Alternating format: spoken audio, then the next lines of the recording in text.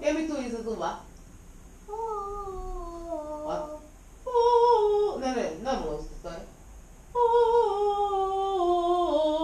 A to je si ti zrakičan ovuda. Ko ribu kad udi, znaš kad ribu hvati uvuda?